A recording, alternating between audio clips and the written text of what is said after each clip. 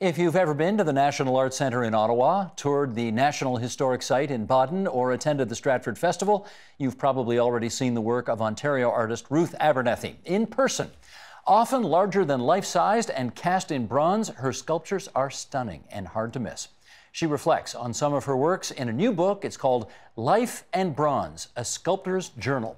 And we're pleased to welcome Ruth Abernethy to our studio tonight. Great to finally have you here in that chair. Thank you. We are going to look through this book because some of your, all of your work is gorgeous, but so much of it is in here.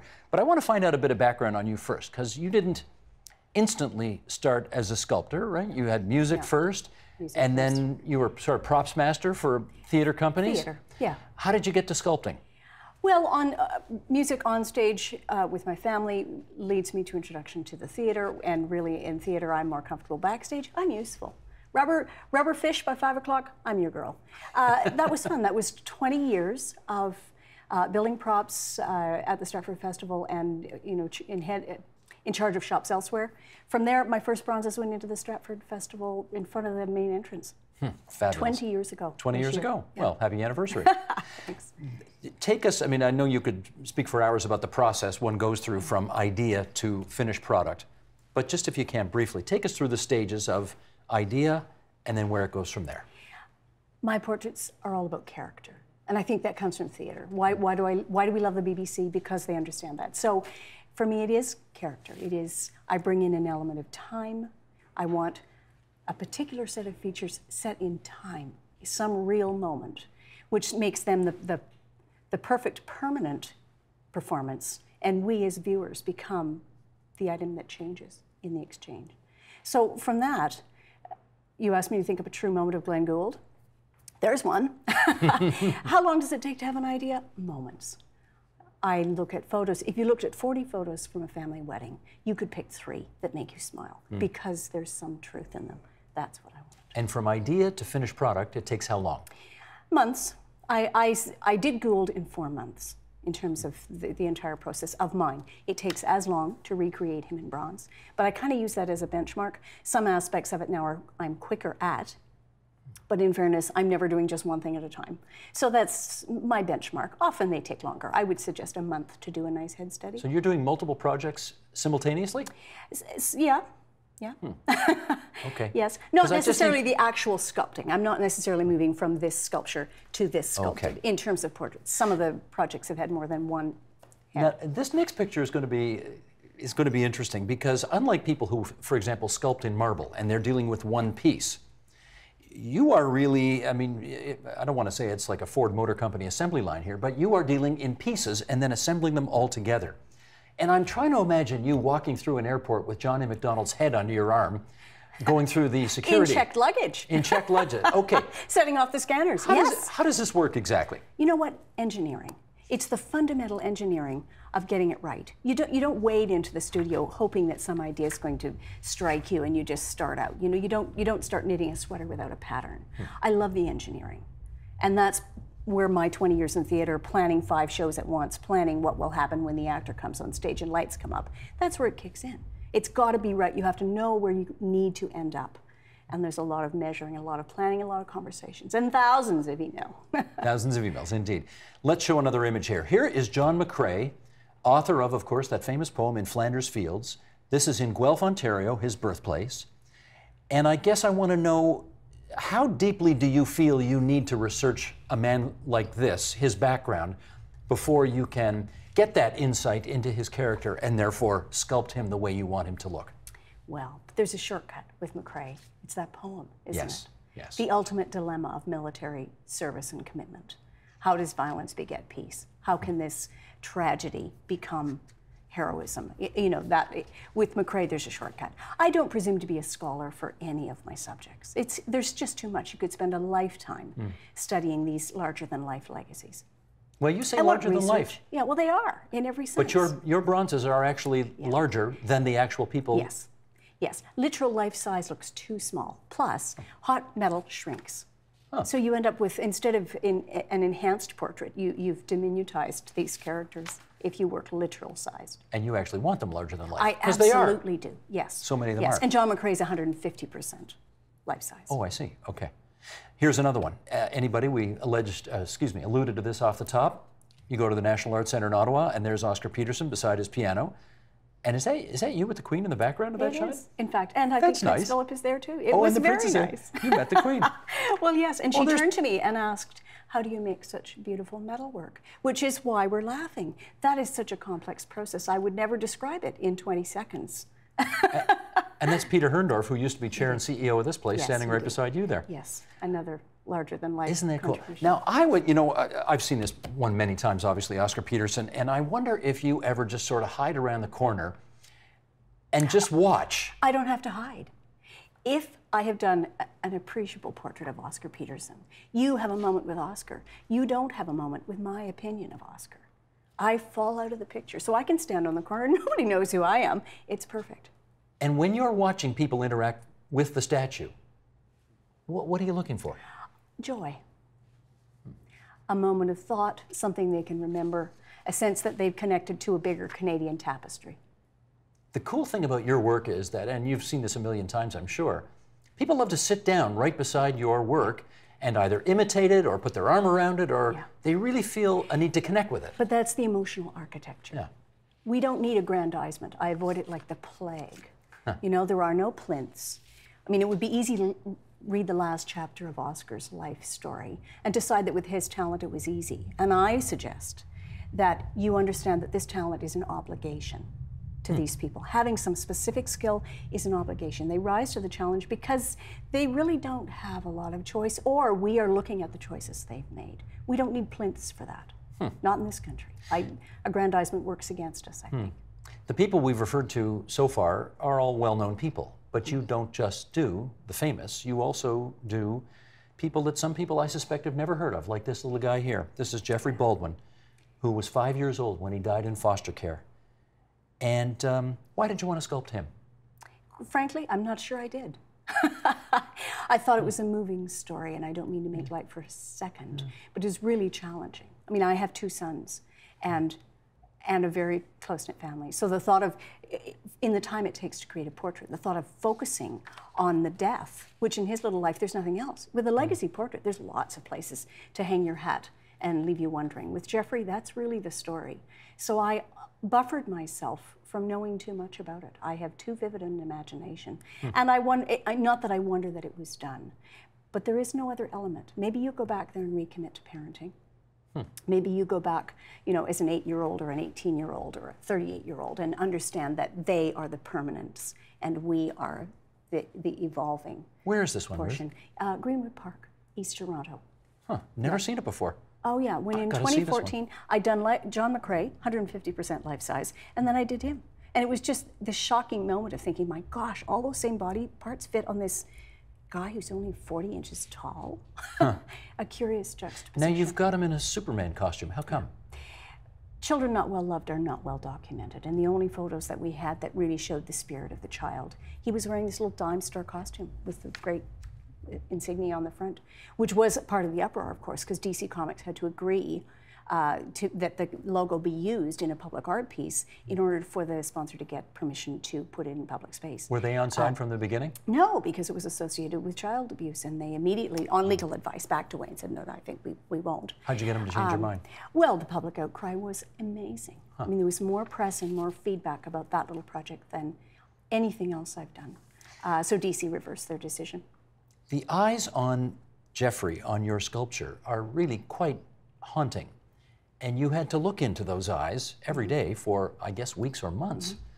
What was that like? Well, it's hard. I turned the radio off. I don't want to hear about the inquest. I have to, in my imagination, go to times with my children, and I just have to love this child.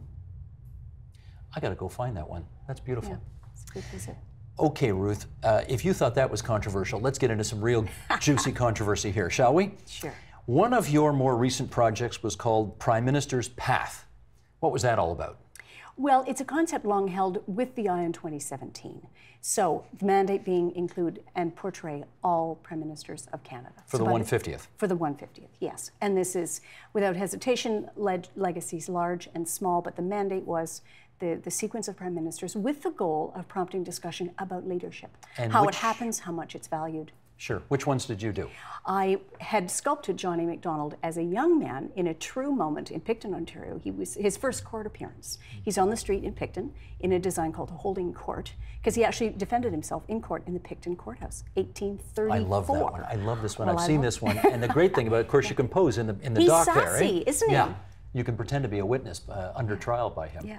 And the chair's empty. He was both defender and accused, yeah. Which is fine. So then I had worked with one of the Prime Minister's Path sponsors in 2004 on a portrait of Mackenzie King. And I was part of that project as well. So then it's, you know, could we have John A. Macdonald as an older statesman? And yes, of course we can. So I was able to revisit the head study, add a lot of years of worry and anxiety and leadership and hard drinking and all of those things. Now here you are returning to John A. Yeah. And this one is in Baden, as we said off the top. And two chairs. Two chairs. Representing? A Canadian conversation. Different design. My thought was there was a mandate within the Path collection that there be clues, little Easter eggs that you would hunt for in the design, so that in a walkthrough you can actually learn something. My thought is it won't be just the kids who can't name the Canadian prime ministers.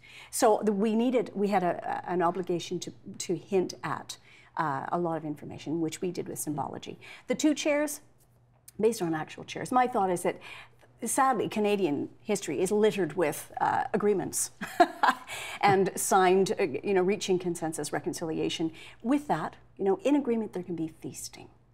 And that's where the heart of the nation lives. Real nation building happens over the food afterwards. Once the documents are signed, you go and you talk and you eat. And I wanted two dining chairs with the thought that you have if you are going to sit, you must have something to say and an obligation to listen. And the chairs are actually historic chairs to the time, place, and hold a lot of information. Do you know what I thought, though? I could be totally off base here, but what I thought was, here is this, I mean, he was in a unique position to create Canada because he was neither English nor French. He was a Scotsman.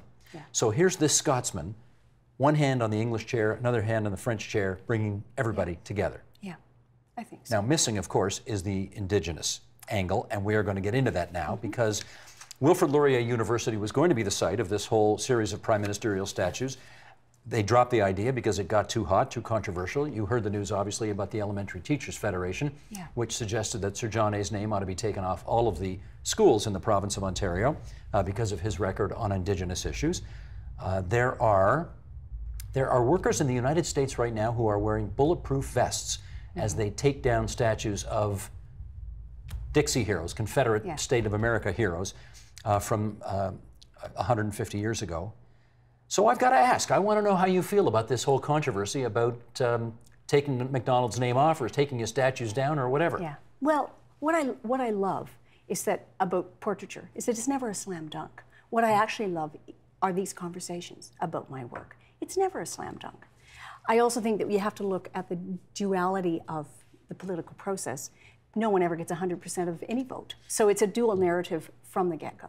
Having said that, if you can prove ill intent, take them down.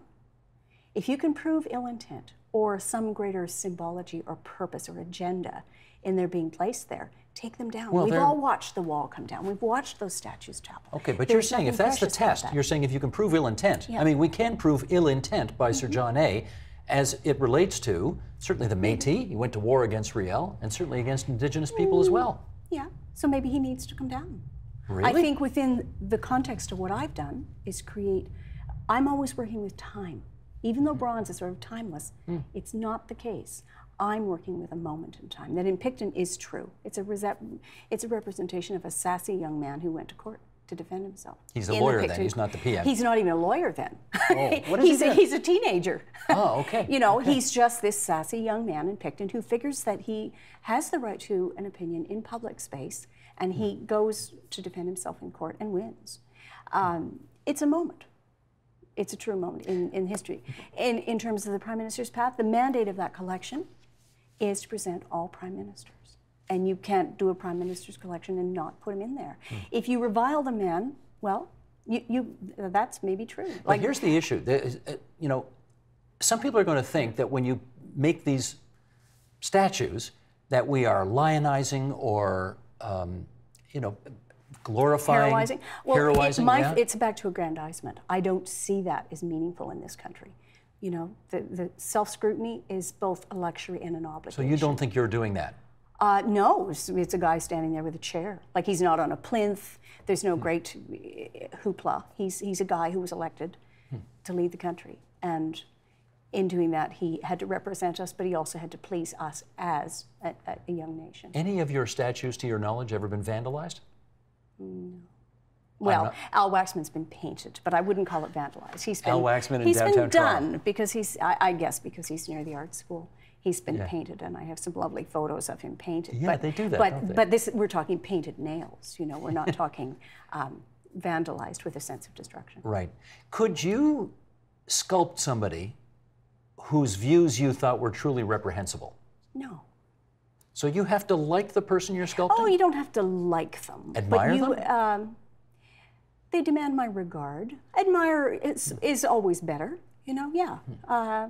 I did actually recuse myself from one project because, you know, with the initial discussion, and then I put in a proposal. It wasn't that it was someone who wouldn't have warranted that kind of exposure, but in the way that it was presented, the minute you start talking about a huge plinth, then you're crossing the line from well, that's regard a to different glorification. presentation, isn't it? Yes? I'm not big Okay. on glorification. What I want is for you to have a real moment with Oscar Peterson and maybe understand that he approached life with the same 5 senses that you and I have. You know, that to me is a true moment of sort of looking. There were moments in Gould's life when life was very hard because of his talent. And that sort of recommitment from Gould to his craft is the bit that interests me. Who have you not sculpted that you still want to sculpt? Oh. Is it a long list? Yeah, I mean, I don't sit and tally. Well, what would I like? I would like there to be a lot more portraits of women. I still think that in the nuanced telling of the Canadian story, there are a lot of people that need to be done. There are authors. I remember a past mayor of Toronto that wouldn't have recognized a particular author named Atwood, and that made me laugh. That she was certainly at the top of my list. I just think there are a lot of remarkable stories in this country, and they are not all Caucasian, and they are not all, I think by nature politicians are really difficult because it is that dual narrative. By the same token, is it wise to pass a law saying we should never sculpt politicians? I mean, that's bizarre.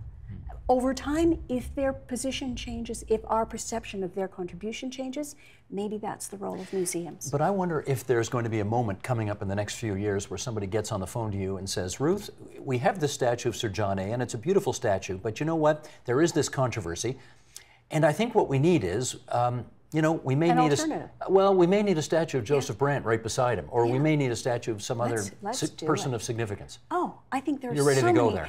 Oh, yes, of course. It's the nuances that I think. Anytime you claim a human victory, it is at someone else's defeat.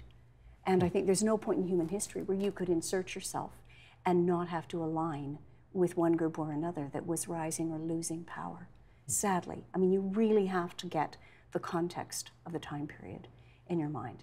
And if we're going to decide that we don't admire 19th century discussions and decisions, that's where we talk about it. That's where we change it. That's where we don't make the same mistakes now. And I think that sanitizing of public landscape has not gone well anywhere. That's a slippery slope. There are just too many large lives leave complicated legacies. You know, I mean, what? We should only celebrate piano players because you can always get a great profile shot of them. Really? I think not. I want to finish up on some of your work which the public still has not yet seen, but which is coming. And these are, Sheldon, you want to put this one up? This is going to be landing soon at Mars, which is an acronym for Medical and Related Sciences, which is in downtown Toronto. And these two scientists, who I suspect most Canadians have not heard of, but who actually changed the course of the world. You want to tell us who they are? Well, James Till, Ernest McCulloch. In this, James Till in this one is the taller man from Lloydminster, Saskatchewan, and Ernest McCulloch from Old Toronto. We're a dynamic duo in every sense, and they discovered the first, not the first, but they discovered the stem cell at University of Toronto in 1960. And wrote the first paper in, I think, February of '61, with the idea that there are cells that can become any bodily tissue, any organ, that it is a single cell that then becomes all these other things. Now, how did this commission come to you? It came to me from a man who was one of their postgrad students and had done some of the first bone marrow transplants in Toronto Princess Margaret Hospital in the early 70s. He and his wife have done remarkable things in the world of cancer research and stem cell research. His wife is an eminent cancer researcher. And they wanted these two men to have their moment in the sun. Jim Till is still living. He's in Toronto, and he will be honored at the unveiling on the 28th. Okay, can I ask a horrible capitalistic question to finish off with here? Yeah.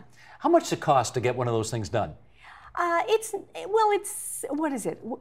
A figure could be anywhere from what, 75,000 to 100. It depends what they have to wear, what their hair is. You know, I tend to do pared down. The other thing is that I carve, right, and then I surface with wax, so you don't have to mold them. So my stuff is about as direct to disc as you get. My works go directly from what I create as a lost wax process. The whole thing that I take to the foundry melts away, and the foundry can go directly to bronze. I've got spectacular foundries in this country, spectacular. So yeah, you know, it depends where you start. I mean, you can't get much for life size for 175,000, and I want to do that in Canada. I want those people in my community, and this is public art, or maybe it's not. Maybe it's public sculpture. And you know what? We're really glad you're still doing it here. That's so fantastic. And for those who want to see more of your work, who haven't seen it in person, there is Life in Bronze, a sculptor's journal, with so many gorgeous pictures in it of so much of your work all over the country. Ruth Abernethy, it's so great to have you in that chair in this studio. Thanks so much. You're kind. Pleasure. Help TVO create a better world through the power of learning. Visit TVO.org and make a tax-deductible donation today.